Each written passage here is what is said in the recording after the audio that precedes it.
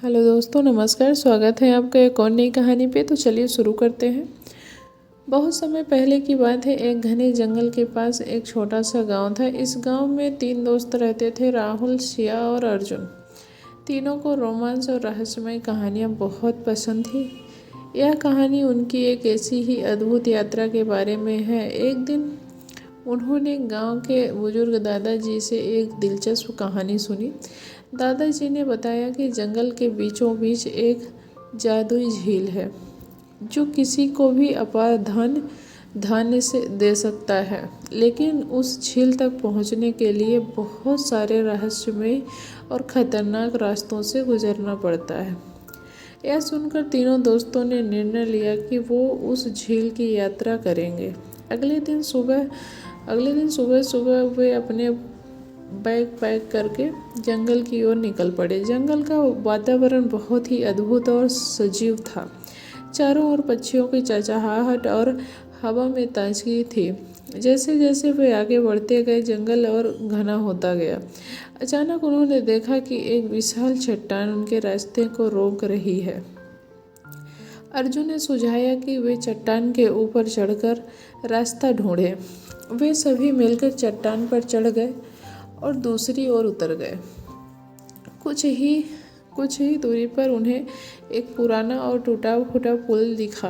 पुल की हालत देखकर सिया ने कहा, हमें बहुत सावधानी से इसे पार करना चाहिए। उन्होंने एक दूसरे का हाथ पकड़कर पुल पार किया। पुल पार करते ही उन्हें एक गुफा दिखाई दी, जिसके अंदर से अजीब सी आवाज़ें आ रही थीं। राहुल ने कहा, यहाँ से ही हमारी असली परीक्षा शुरू होती है। उन्होंने गुफा में जाने का निर्णय लिया। घुसते ही उन्हें चारों ओर चमगादड़ों का झुंड दिखाई दिया।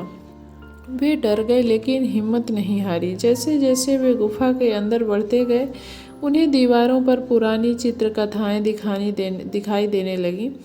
इन चित्रकथाओं में एक रहस्यमय दरवाजे का चित्र था, जिसके पीछे झील का रास्ता था। अब उनकी खोज और भी दिलचस्प हो गई थी। उन्होंने गुफा के अंदर गहराई में जाकर उस दरवाजे को ढूंढा। दरवाज़ा बहुत ही भारी था, लेकिन तीनों की संयुक्त शक्ति ने उसे खोल दिया। दरवाज़ा खुलते ही उनकी आंखों के सामने एक अद्भुत दृश्य था।